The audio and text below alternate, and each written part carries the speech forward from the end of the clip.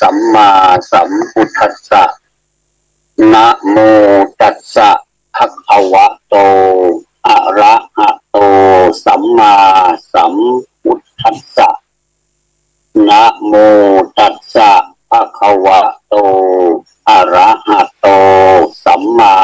สัมพุทธัสสะ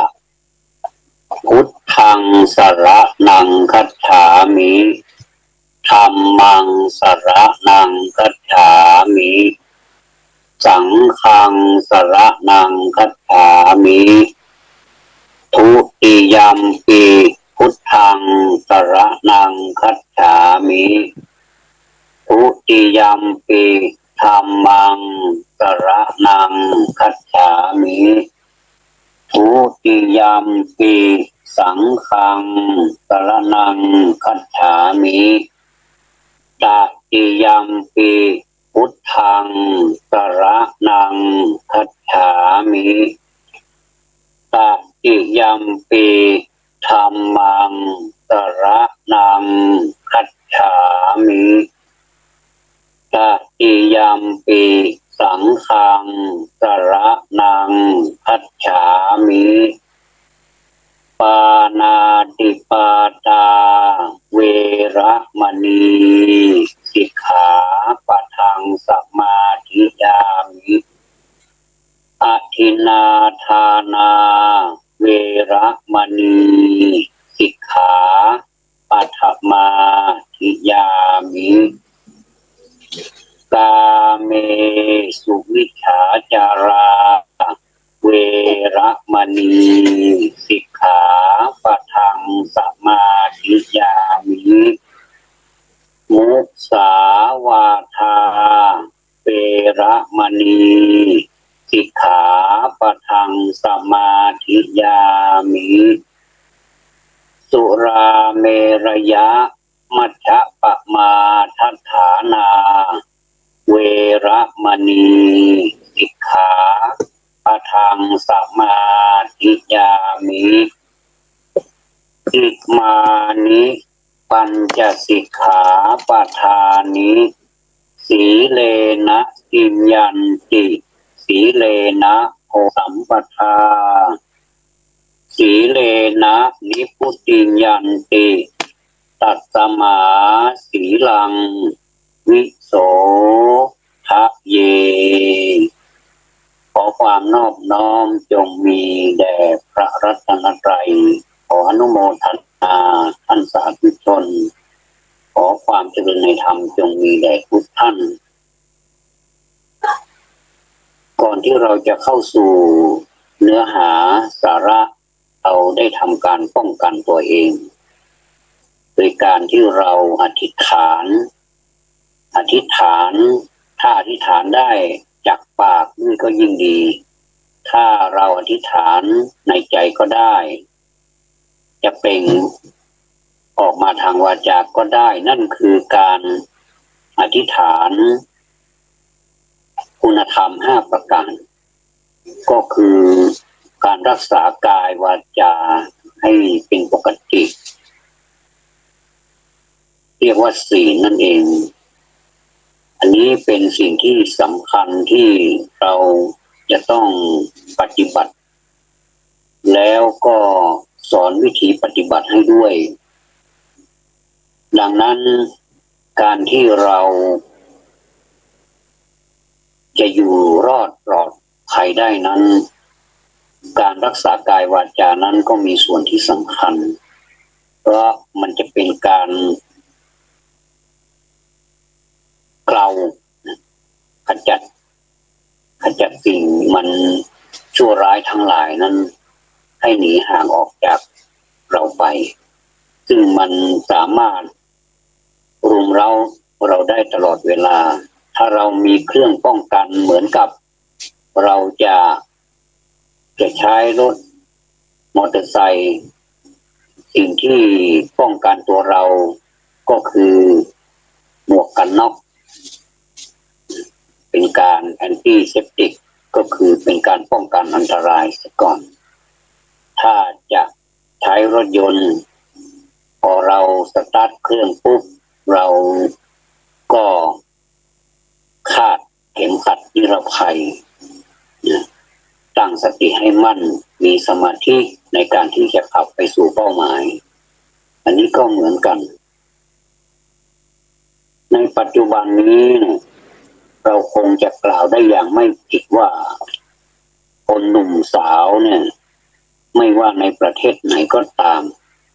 หรือส่วนไหนของโลกไม่ค่อยจะสนใจเรื่องศาสนาหรือไม่สนใจเอาเลยพวกเขามักจะมองดูความเชื่อถือและการประกอบพิธีกรรมต่างๆในทางศาสนาของบรรพบุรุษของตนด้วยความรู้สึกดูถูกดูแคลนก็เห็นว่าสิ่งเหล่านั้นเป็นของที่คร่ำครึเหลวไหลไร้สาระสิ่งที่หนุ่มสาวชาวตะวันออกถอดสายแสวงหาก็คือตัวอย่างทางความคิดอ่านและการกระทำต่างๆของชาวตะวันตกซึ่งพวกเขาเห็นว่าเป็นสิ่งที่ถูกต้องดีงามและทันสมัยสิ่งที่พวกเขาสนใจและให้การยกย่องนับถือก็คือวิทยาศาสตร์สิ่งที่พวกเขาต้องการอยากจะได้ด้วยเหตุนี้เองวิทยาศาสตร์จึงได้เข้ามาแทนที่ศาสนาเข้ามาแทนที่ทีละน้อยในทุกด้านเลยซึ่งภาวะการอันนี้ยังผลให้เกิดความกระทบกระเทือนต่อศาสนาต่างๆทั่วโลกเลยนะศาสนาต่างๆทั่วโลกเป็นอย่างมากแต่ก็ดูเหมือนผู้ที่เป็นพ่อเป็นแม่ทั้งหลายเนี่ยยังไม่ค่อยจะรู้สึกอะไรนักเกี่ยวกับภาวะการดังกล่าวนี้จึงยังไม่ค่อยจะมีใครกระตือรือร้นในอันที่จะทำให้บุตรหลานของตนมีความรู้ความเข้าใจในเรื่องของศาสนาและศีลธรรมกันมากนักแต่ถ้าเราปล่อยให้ภาวะการเช่นนี้เนี่ยดำเนินต่อไปเรื่อยๆแล้วอีกไม่ช้าไม่นานก็คงจะได้เห็นว่าบนที่บูชา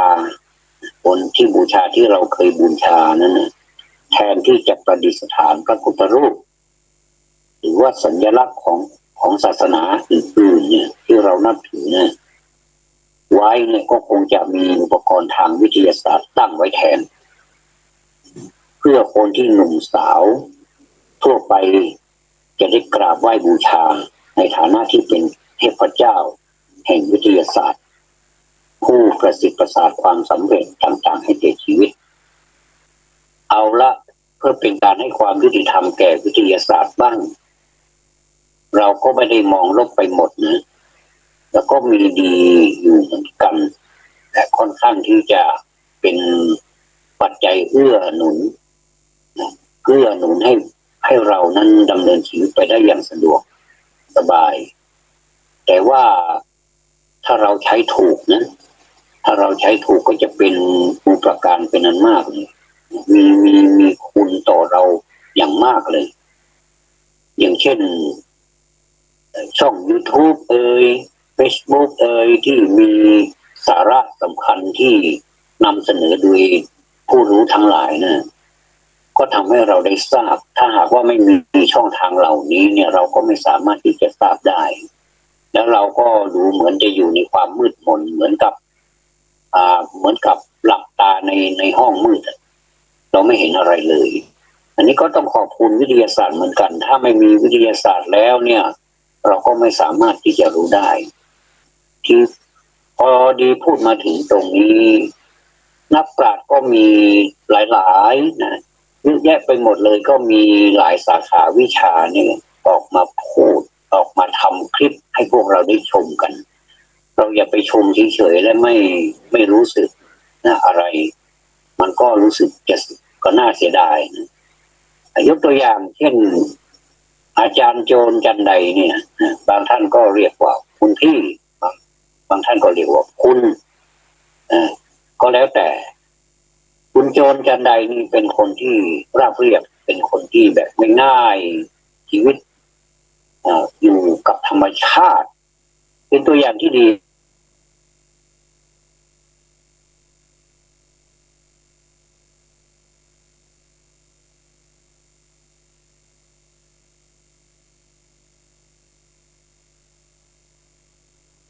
จริงใจและความเป็นจริงตามสภาวะการที่มันเป็นจริงนะท่านไม่ได้มาออก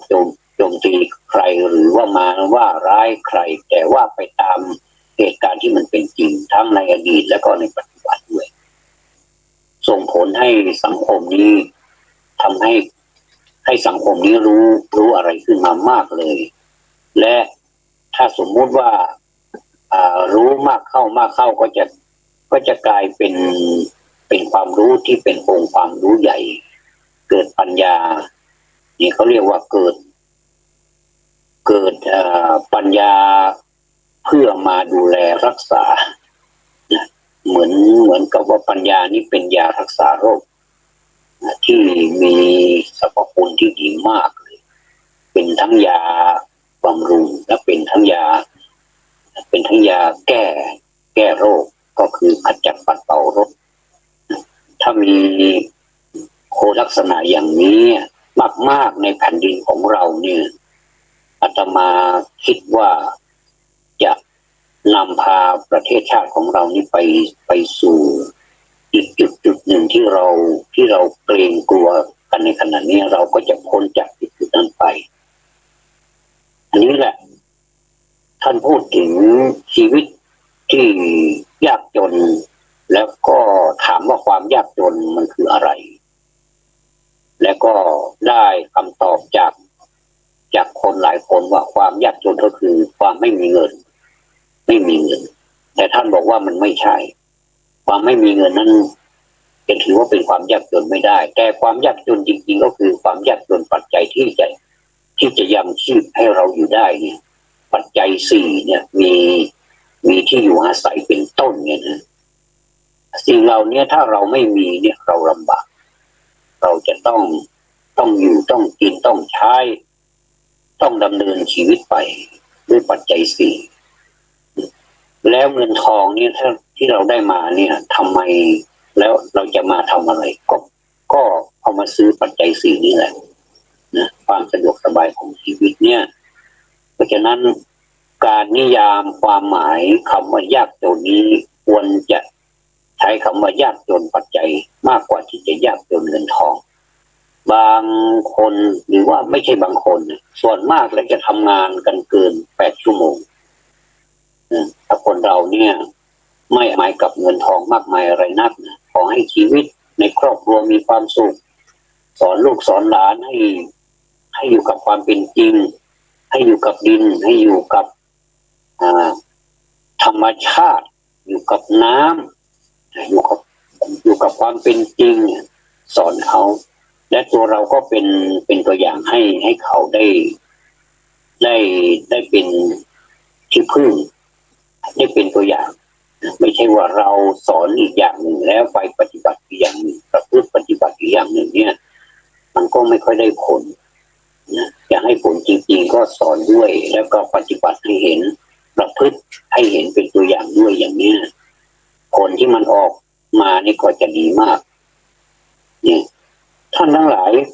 ฟังคุณโจรจันใดแล้วรู้สึกไม่อยากจะลุกเลยก็อยากจะนั่งฟังให้จบอาตมาฟังเนี่ยอาตมาฟังจบเป็นคลิปเลยนะไม่ได้หนีไปไหนก็คือฟังจนจบแล้วก็เก็บเอาสาระที่ท่านพูดมานี่ท่านพูดมีสาระนะอันนี้ไม่ได้สรรเสริญเยินยอคุณโจรจันใดว่าเป็นคนที่เข้าจริตกับอาตมาไม่ใช่หลายท่านก็คงจะเห็นด้วยว่าท่านพูดความจริงและพูดออกมาจากในใจจริงๆนะถ้าเราช่วยกันฟังหน่อยแล้วก็พูดกันต่อไปนี่น่าจะดีนะนอกจากท่านจะกดไลค์กดแชร์ท่านแล้วเนี่ยก็ยังนำไปประพฤติปฏิบัติส่วนตัวอีกแล้วก็เผื่อแผ่ไปให้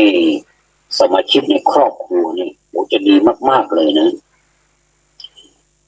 ในปัจจุบันเนี่ยนะในปัจจุบันเนี่ยคนหนุ่มสาวเป็นจำนวนมากเนี่ย ทั้งที่มีการศึกษาก็ดีหรือไม่มีการศึกษาก็ดีเนี่ยต่างพากันรู้สึกว่าขนบประเพณีและพิธีกรรมต่างๆทางศาสนาเนี่ยที่บรรพบุรุษของตนปฏิบัติกันมานั้นเนี่ยมันเคร่งครัดเคร่งเครียดเกินไปจนพวกตนไม่อาจจะยอมรับได้ฉะนั้นการที่จะพยายามบังคับคนเหล่านี้ให้กระทำในสิ่งที่พวกเขาไม่ยอมรับจึงน่าจะไม่มีประโยชน์อะไรไม่มีประโยชน์ร้ายนะอาจจะเป็นการเร่งให้พวกเขาเลิกนับถือศาสนาที่บรรพบุรุษของตนนับถือกันมาเอาเสียเลยก็ได้อันนี้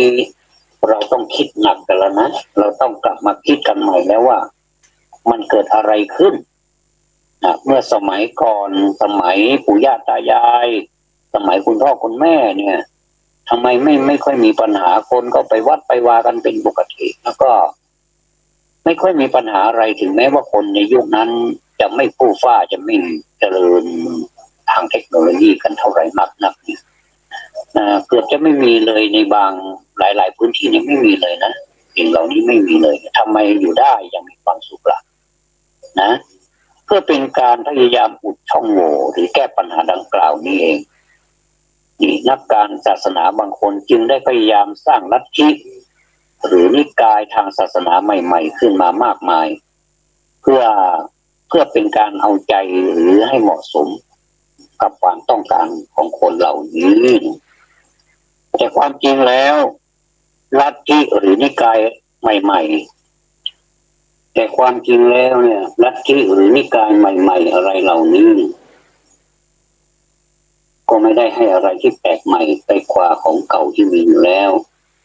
ฉะนั้นการแก้ไขที่ถูกต้องในเรื่องนี้ก็คือขอให้พวกเรามาปฏิบัติตามหลักธรรมคำสอนของศาสนาที่ตนนับถืออยู่ดีกว่าที่จะพยายามสร้างลัทธิหรือนิกายอะไรขึ้นมาเพื่อให้คนศาสนาใหม่นี้ให้มันยุ่งยากไปเปล่าๆนี่วันนี้ก็มีเรื่องราวที่นำมาเสนอท่านผู้ฟังในเรื่องของศาสนากับคนยุคใหม่มันก็เป็นจริงอย่างที่พูดไปเนี่ยเราอาจจะไปห้องแวะอะไรมากไปหรือเปล่าที่ทำให้คนรุ่นใหม่นี้เขาซึ่งเขามีปัญญาพอเหมือนกันนะต้องมีความคิดความอ่านในความเป็นแม้จะเป็นคนรุ่นใหม่ก็ตามแต่เขาก็มีความคิดเป็นของส่วนตัวของเหมือนกันเราควรจะทำอย่างไรเราควรจะมาร่วมกันคิดดีไหมว่าเราจะทำอย่างไรกับสถานการณ์หน้าสิวหน้าขวานแบบนี้ที่มันดีขึ้นโดยที่ว่าไม่ให้มันเป็นมากกว่านี้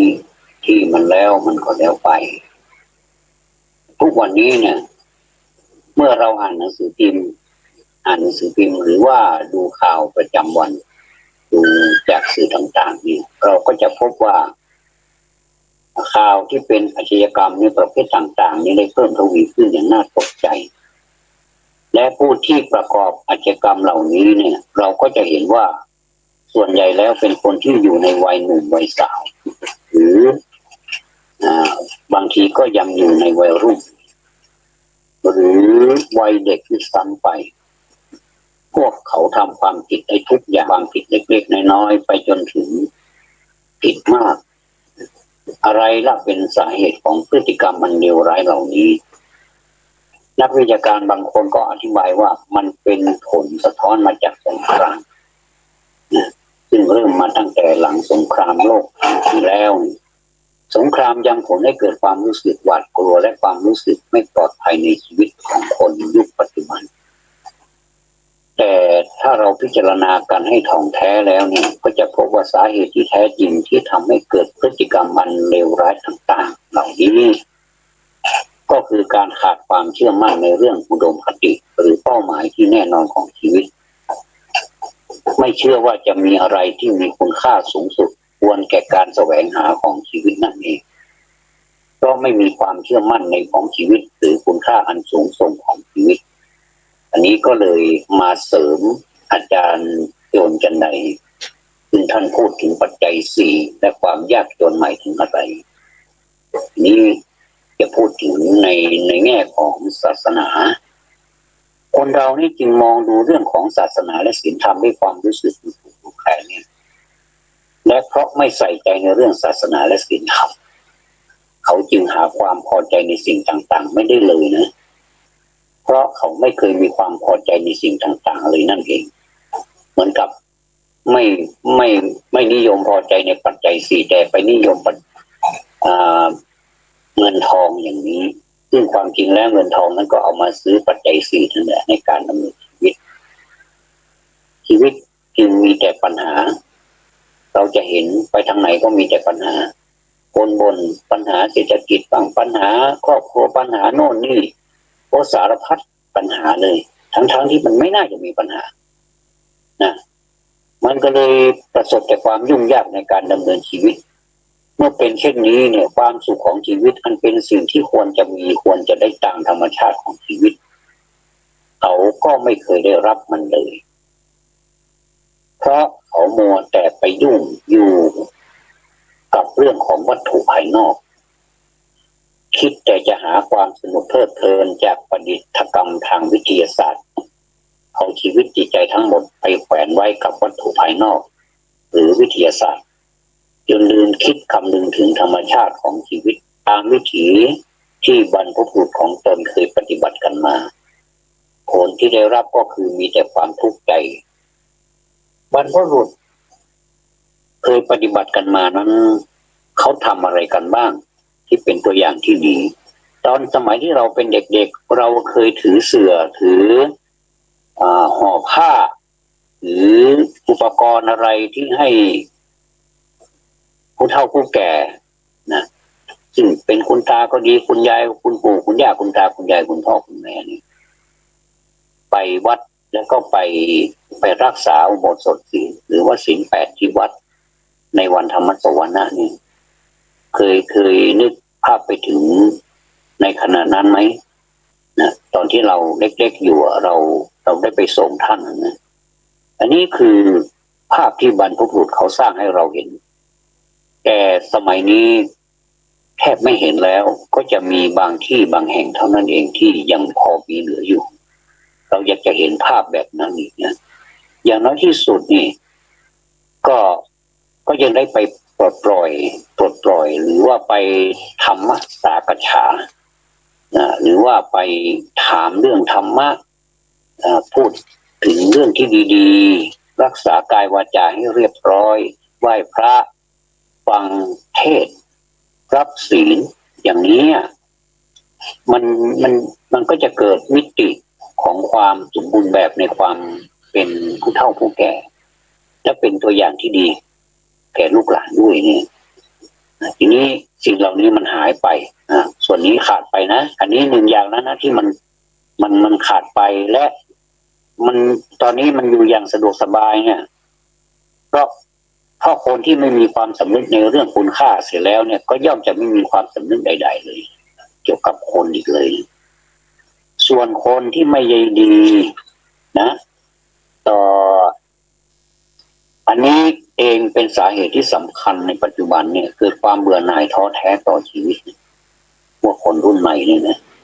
มีแต่ความไม่พึงพอใจต่อสิ่งต่างๆรอบตัวเองจนเป็นเหตุให้พวกเขาหาทางออกที่มันผิดด้วยการแสวงหาความสนุกเพลิดเพลินเช่นเสพยาเสพติดเกเรประกอบอาชญากรรมต่างๆเป็นต้นอันนี้ก็เป็นการสร้างปัญหาให้กับตัวครัวและก็สังคมบ้านเมืองมันเป็นวงกว้างนะ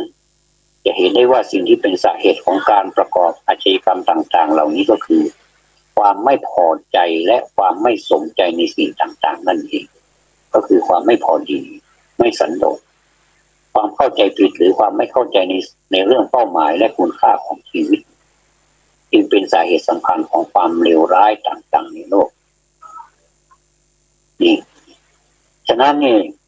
เรื่องศาสนาและศีลธรรมนี่จึงมีความสำคัญและจำเป็นต่อชีวิต เราควรจะได้ลองถามตัวเองดูบ้างว่าเรามีความรู้สึกต่อศาสนาอย่างไรพ่อแม่ได้เคยให้การอบรมสั่งสอนลูกหลานของตนให้รู้เรื่องศาสนามากน้อยแค่ไหนเรามีความรู้เรื่องศาสนาและศีลธรรมอย่างถูกต้องหรือไม่อันนี้ต้องพิจารณากันให้ดีศาสนาทุกศาสนานั้นมีสองส่วนด้วยกันก็คือส่วนที่เป็นเปลือกกับที่เป็นเนื้อเปลือกของศาสนาก็คือพิธีกรรมขนบธรรมเนียมต่างๆอาจจะหยุ่มหยิมอยู่บ้างซึ่งเป็นธรรมเนียมต่างๆที่ศาสนิกของศาสนานั้นๆปฏิบัติกันอยู่แต่ส่วนเนื้อของศาสนาอันเป็นแก่นแท้ของศาสนานั้นก็ได้แก่ความนึกคิดเกี่ยวกับบางสิ่งบางอย่างที่ลึกซึ้งนอกเหนือไปจากสิ่งที่เราเห็นด้วยตาธรรมดาเรามองด้วยตาเนื้อธรรมดานะไม่ได้มองด้วยตาในนะความคิดเกี่ยวกับเป้าหมายของชีวิตเนี่ยความเรื่องที่ควรทำและไม่ควรทำหรือความคิดในเรื่องอะไรดีอะไรชั่วแต่ความสำนึกในอันที่จะต้องพยายามดำเนินไปให้สิ่งที่เป็นเป้าหมายของชีวิตดังกล่าวและเป็นต้นส่วนที่เป็นเปลือกของศาสนาเท่านั้นที่เปลี่ยนแปลงไปตามกาลเวลาส่วนเนื้อในของศาสนานั้นไม่เปลี่ยนแปลงไปตามกาลเวลาเป็นสิ่งที่แน่นอนตายตัวเป็นสิ่งที่อยู่เหนือการเวลาอันนี้เพราะหลักศีลธรรมอันนั้นเป็นหลักที่แท้จริงของศาสนาเป็นสิ่งที่ไม่ขึ้นอยู่กับการเวลาศาสนาในความรู้สึกของคนทั่วไปหรือที่คนทั่วไปเกี่ยวข้องอยู่นั้น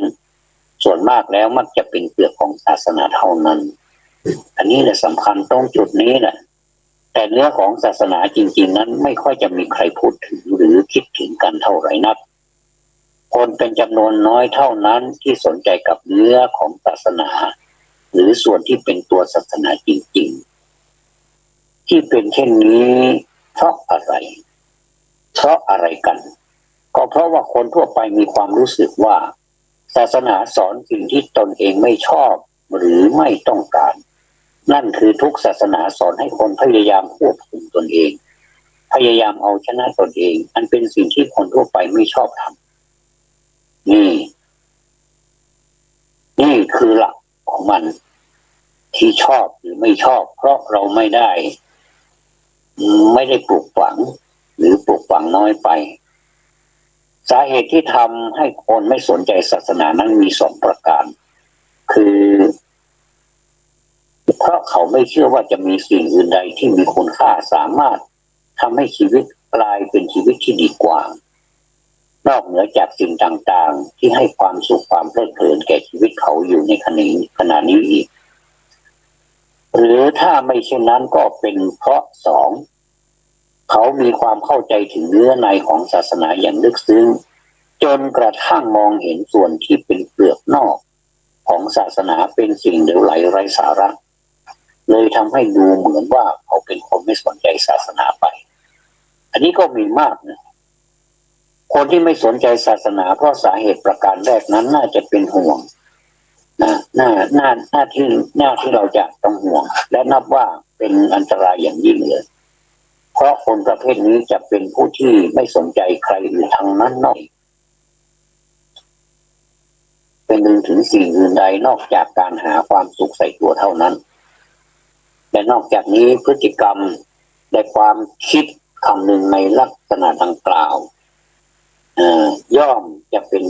การสร้างพื้นฐานที่เลวร้ายให้แก่จิตใจของเขาส่วนในลักษณะที่สองนั้นดูก็คล้ายกับเขาไม่สนใจหรือไม่รู้เรื่องศาสนาแต่ความจริงแล้วเขาเป็นผู้ที่มีความรู้เรื่องและเอาใจใส่ศาสนาอย่างดีเพียงแต่คนประเภทนี้ไม่ยอมยุ่งกับกิจกรรมภายนอกของศาสนาเท่านั้นส่วนภายในจิตใจนั้นเต็มเปี่ยมไปด้วยความคิดคำนึงทางศาสนาคนเช่นนี้นี่แหละย่อมจะไม่มีอันตรายต่อใครแต่ข้อสำคัญนั้นเราจะต้องพิจารณาดูตัวเองให้แน่ชัดว่าเราไม่สนใจศาสนาเพราะเหตุอะไรกันแน่เราหลอกตัวเองหรือเปล่ากระทำไปด้วยความเข้าใจผิดหรือไม่เพราะคนส่วนมากมักจะพอใจอยู่กับการหลอกตัวเอง เราไม่สนใจศาสนารังเกียจศาสนาเพราะไปเข้าใจผิดเอาส่วนที่เป็นเปลือกนอกของศาสนาว่าเป็นเนื้อแท้ของศาสนาหรือตัวศาสนาที่แท้จริงหรือเปล่าเราคิดหรือเปล่าว่ารูปแบบและพิธีกรรมต่างๆทางศาสนานั่นแหละคือศาสนาถ้าเราคิดอย่างนี้ก็แสดงว่าเราเข้าใจผิดอย่างมหันต์ทีเดียวนี่มาถึงตรงนี้ก่อนแล้วเราค่อยพบกันในช่วงของการพูดทั่วไปวันนี้ได้นำเอาเรื่องของศาสนากับคนยุคใหม่มาพูดคงจะเป็นประโยชน์กับทุกท่านและต่อไปขอเชิญทุกท่านได้ฟังพระธรรมเทศนาต่อไปนะโมตัสสะภะคะวะโตอะระหะโตสัมมาสัมพุทธัสสะนะโมตัสสะภะคะวะโตอะระหะโตสัมมาสัมพุทธัสสะนะโมตัสสะภะคะวะโตอะระหะโตสัมมาสัมพุทธัสสะปัญญานัตถิอาชายะโตอิอาบัดนี้จะรับประทานแสดงพระธรรมเทศนาในปัญญากถาว่าด้วยปัญญาเพื่อเป็นเครื่องประคับประคองฉลองศรัทธาเพิ่มพูนกุศลบุญราศีของสาธุชนผู้ขวัญขวายมาทำบุญทำกุศลในวันนี้บุคคลผู้พินิจการพินิจนั้นก็หมายถึงบุคคลผู้ใคร่ครวญตรีตรองถึงเหตุถึงผลให้รู้แจ้งเห็นจริงบุคคลเช่นนี้ทำให้ปัญญาเกิดขึ้นได้เพราะปัญญาจะเกิดมีขึ้นได้ก็โดยอาศัยการพินิจพิจารณาและจากการฟังการคิดและการฝึกสำคัญนะฟังแล้วเก็บมาคิดแล้วนำไปฝึกจะเป็นห่วงกันอย่างนี้จะเป็นห่วงโซ่กันอย่างนี้นะก็คือจากการฟังแล้วก็นำไปคิดแล้วก็เอามาฝึกแต่ทุกขั้นตอนนั้นจะต้องอยู่ในสัมมาทิฏฐิเลยนะด้วยการเห็นชอบไม่ใช่มิจฉาทิฏฐินะบุคคลผู้มีปัญญาดำเนินชีวิตไปในทางที่ชอบแล้วความสุขความเจริญก็จะเกิดขึ้นแก่เขาตรงกันข้ามกับบุคคลผู้ไร้ปัญญานี้ส่วนมากเราจะเรียกแบบสั้นๆว่าคนพาล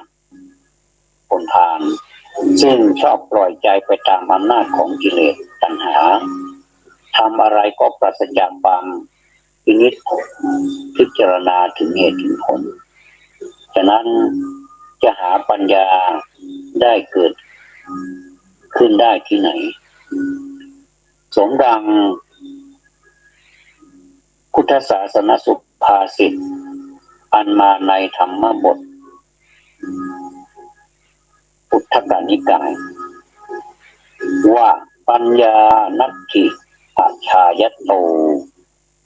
ปัญญาไม่มีแก่ผู้ไม่พินิจซึ่งเป็นนิเขปบทไว้เบื้องต้นการไม่พินิจนั้นเป็นโทษอย่างไรการไม่เพ่งพินิจหรือว่าไม่ใคร่ครวญตรีตรองถึงเหตุถึงผลให้รู้แจ้งเห็นจริงนั้นเป็นโทษแก่บุคคลทำให้ไม่มีปัญญาไม่มีเครื่องมือในการบริหารตนหรือการบริหารจิตใจจะว้าเหวอ้างว้าง เหมือนกับไม่มีเพื่อนเพื่อนของเรานั้นก็คือปัญญาหรือว่าความรู้ที่อยู่กับตัวเราไม่เกี่ยวข้องกับคนอื่นแต่ถ้าจะเป็นเพื่อนแบบที่เป็นเพื่อนกันแบบกัลยาณมิตรเป็นเพื่อนพ้องน้องพี่อย่างนี้นี่ก็เรียกว่าเพื่อนอีกแบบหนึ่งแต่เพื่อนของเราที่อยู่กับเราเนี่ยเขาไม่ไปไหนเลยเนี่ยก็คือปัญญานี่แหละเพราะปัญญานี่สามารถแก้ไขได้ในทุกเรื่องที่เราจะแก้ไขโดยใช้คุณธรรมอย่างอื่นเข้าเสริมด้วยเมื่อมีปัญญาแล้วเราก็รู้จักที่จะหยิบเอาธรรมะข้อนั้นข้อนี้ให้สมกับที่ปัญหามันเกิดขึ้นให้มันสอดคล้องกันแล้วเอามาแก้ไขอันนี้ก็จะแก้ไขได้แต่ถ้ามีธรรมอย่างอื่นแล้วเนี่ยแต่ขาดปัญญาอย่างนี้มันก็ได้นะโยมเพียงแต่ว่ามันได้ไม่เต็มหน่วยนะได้ไม่เต็มหน่วยไม่มีน้ำหนักเหมือนกับเราปลูกพืชไว้แล้วเราก็เอามาชั่งดูอันนี้สมมติว่าพืชนี้มันอุดมสมบูรณ์ไปด้วยดิน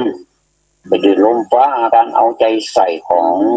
เจ้าของสวนหรือว่าเจ้าของพืชที่ปลูกลงไปเนี่ยเขาก็จะน้ำหนักดี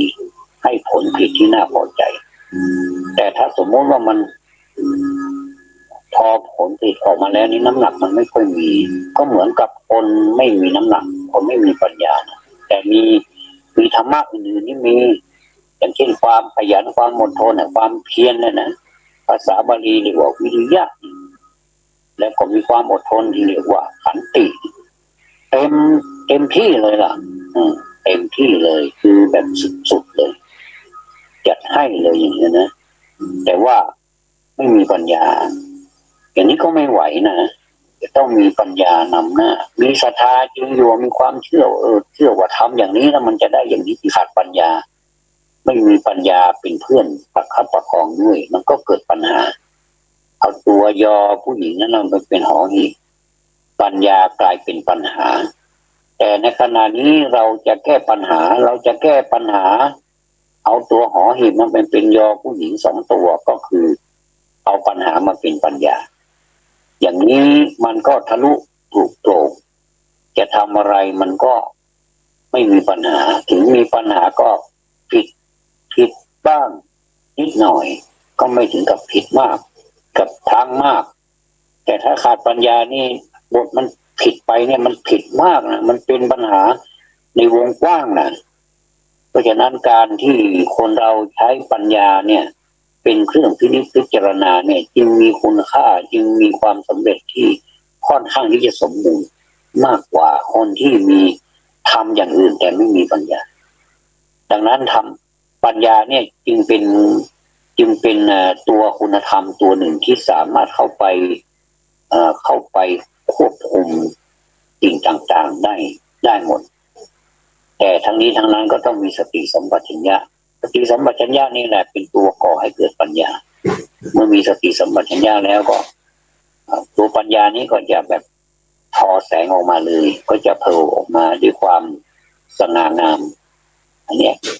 เขาเป็นคุณธรรมที่เกื้อกูลกันนะดังนั้นคนที่พินิจเนี่ยเพ่งพินิจพิจารณาไม่ว่าจะทำอะไรไม่ว่าจะคิดอะไรไม่ว่าจะพูดอะไรนี่เมื่อมีปัญญาพินิจพิจารณาแล้วนี่ก็จะเกิดผลตามมาอย่างงดงามมากเลยทีเดียวไม่เชื่อก็ลองดูสินะเราก็เอามาลองชั่งดูว่าระหว่างคนที่มีการพินิจพิจารณากับคนที่ทำไปแบบไม่พินิจพิจารณาอะไรมันจะเกิดขึ้นผลมันจะต่างกันมากเลยนะเมื่อเป็นอย่างนี้เมื่อมีปัญญาเป็นเพื่อนนี่เขาก็จะทำหน้าที่เป็นผู้ปกครองเรานะเป็นทั้งเพื่อนเราด้วย เป็นผู้ปกครองเราด้วยเหมือนเรามีบิดามารดาหรือว่ามีคุณพ่อคุณแม่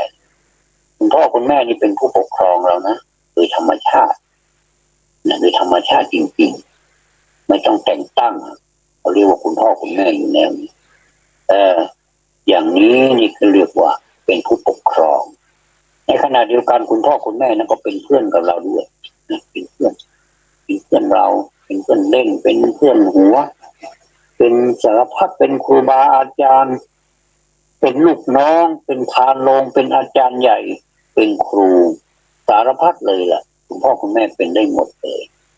นะไม่เชื่อก็ลองทบทวนชีวิตดูซิว่าใครที่เป็นเพื่อนเราอะตั้งแต่เราเล็กๆแล้วตั้งแต่เรา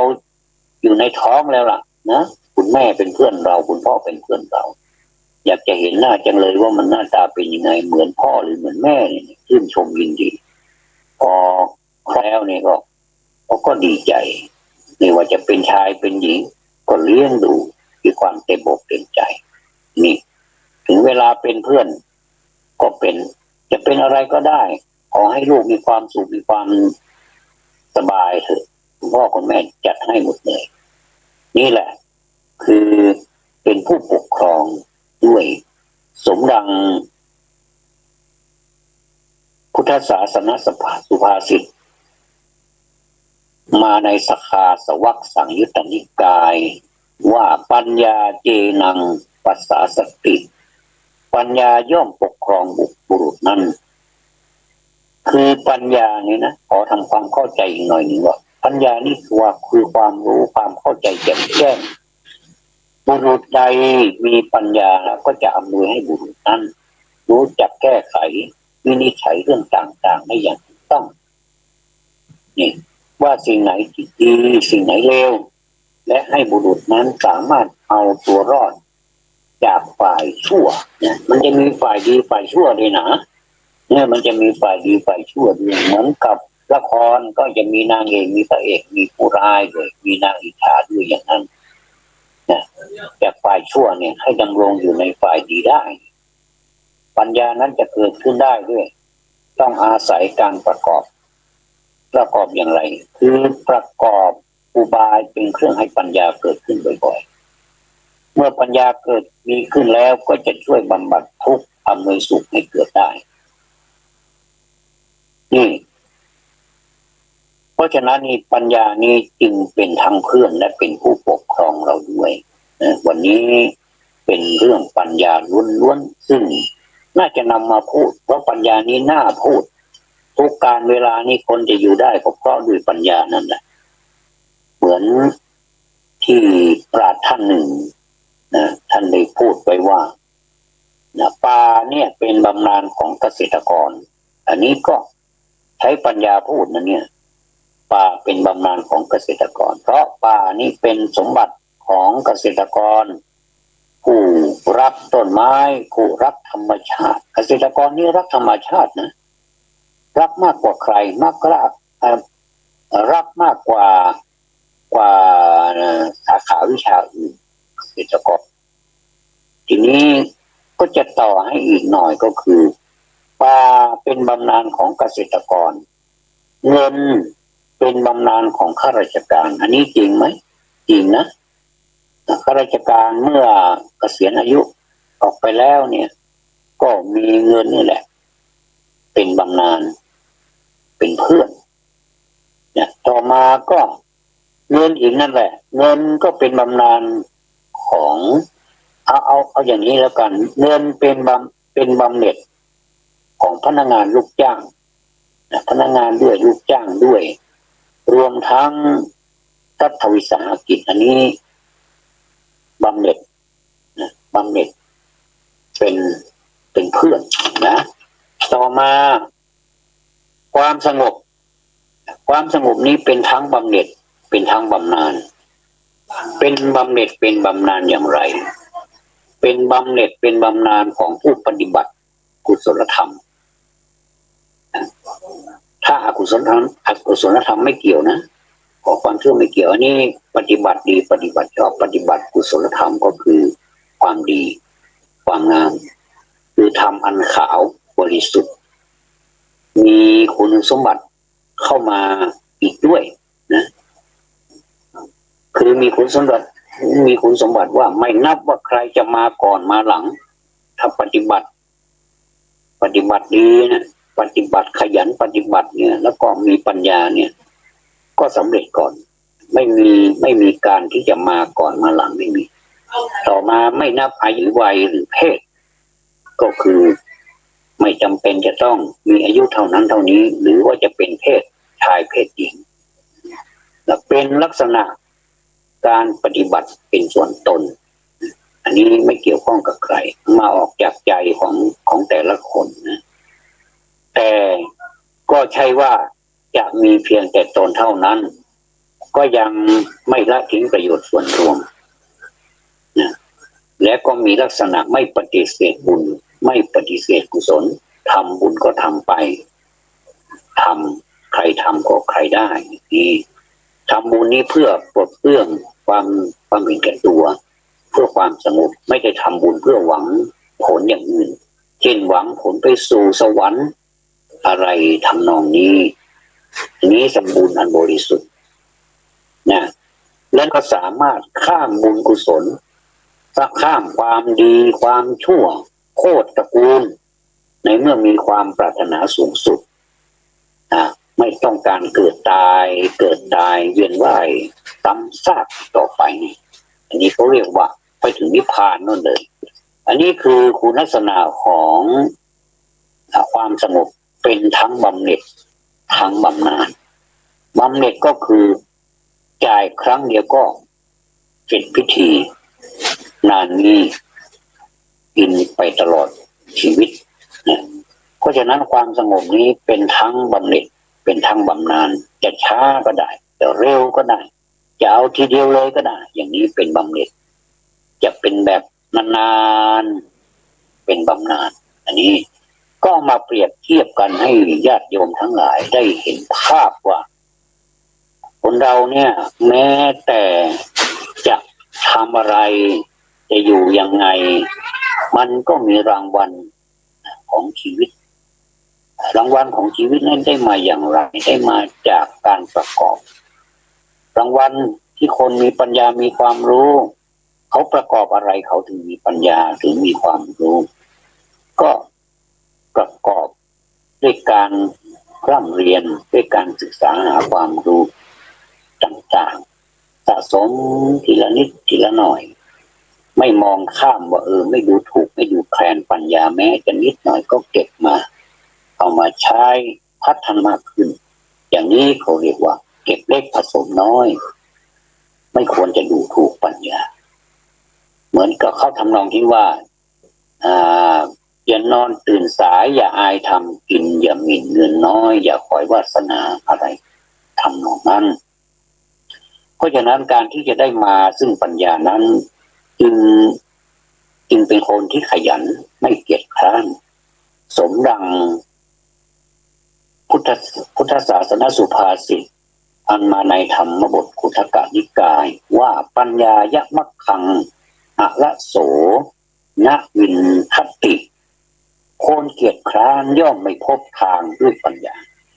แน่นอนที่สุดปัญญาจะเกิดขึ้นมีได้ต้องอาศัยการประกอบเมื่อบุคคลไม่ประกอบคือเป็นคนเกียจคร้านไม่ขวนขวายประกอบการ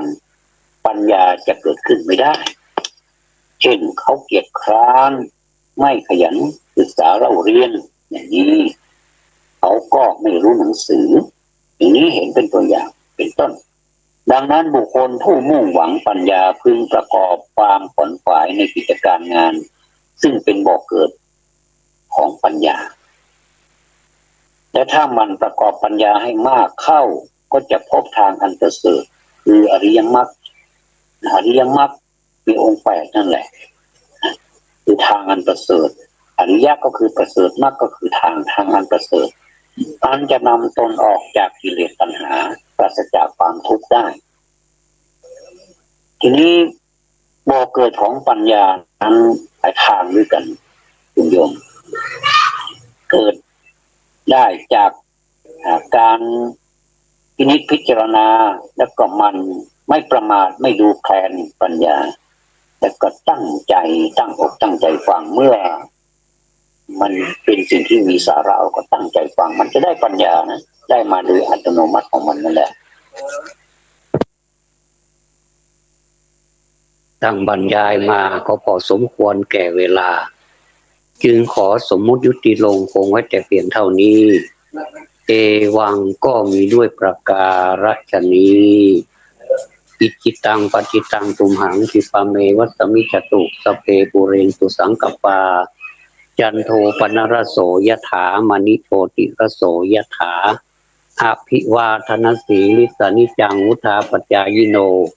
ยัตตารโอธรรมาวัฏันติอายุวันโนสุขังพระตัง